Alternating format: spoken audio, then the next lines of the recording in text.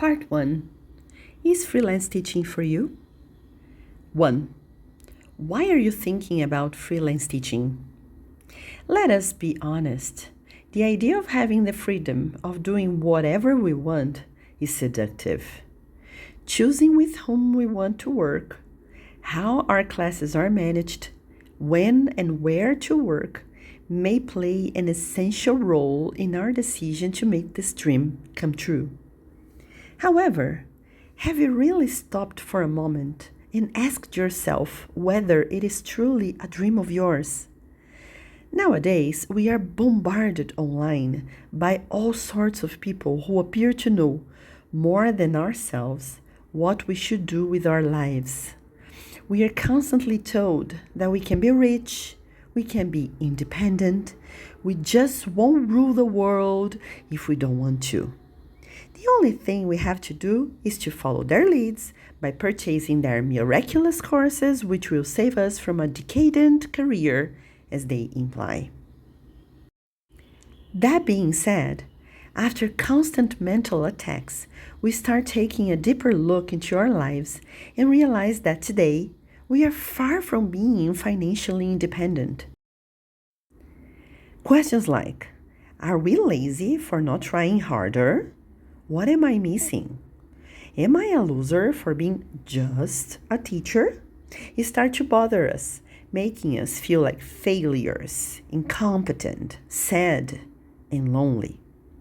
Being a teacher in today's society may feel equivalent to being a loser, according to the messages we get all the time on social media.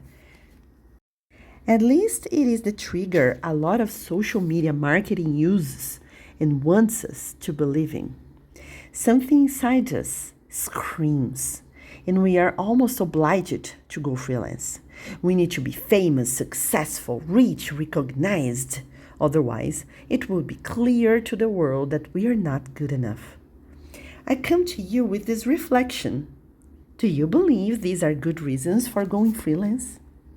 It may seem rather strange to apparently try to demotivate you right off the bat. But stay with me.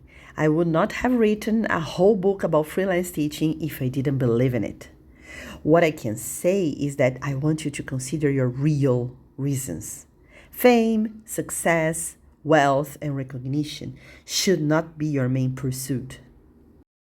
They are external factors that hardly ever depend on your work with your students. I want you to take into account your true reasons, the ones you can actually control, factors that are manageable and independent of others' approval.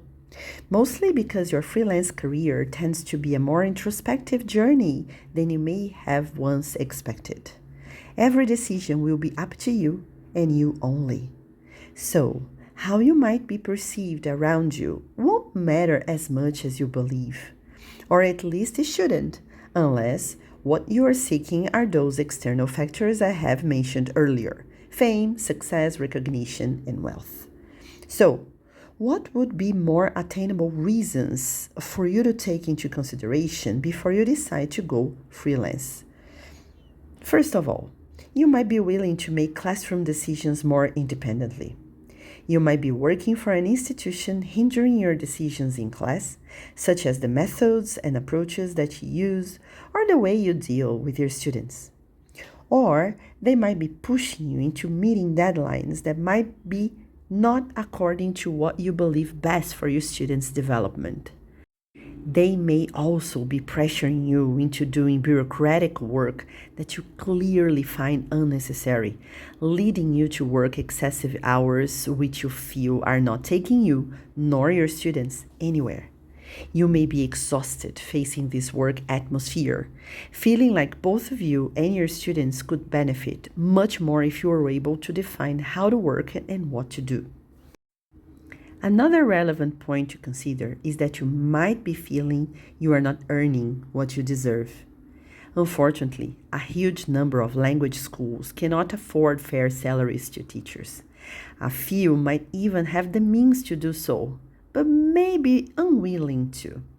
The proportion of demands you get is not balanced with the payments you receive. You might feel you could do better if you went solo. You should also remember that freelance teaching does not officially involve teamwork. You will not have a coordinator planning your tasks with you or for you. There won't be class exchanging in the teacher's room any longer. You will be, at least most of the time, on your own. However, it does not mean you should be alone in this process whatsoever. Working on your own does not mean loneliness. You still have fellow teachers who you consider friends to share experiences with. I have been working freelance since 2004, and there are a number of teachers with whom I have always shared plans and difficulties to help me make decisions in my classes and my business as well. Although I work alone, I don't feel lonely. I make decisions on my own, and when I have something to share, I share it with people I trust.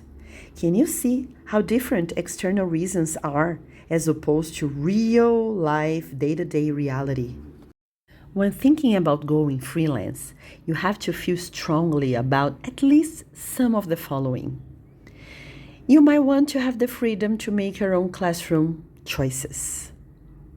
You might be wondering that if you had more free time to keep on learning and developing, you would then be able to help your students better. You could be focusing on prioritizing a more balanced mental health, for you will have time for family, friends, and rest. You could be considering choosing with whom you will work, both clients and work partners. When we are not freelance teachers, we may not always feel free, as we do not usually have the power over decisions.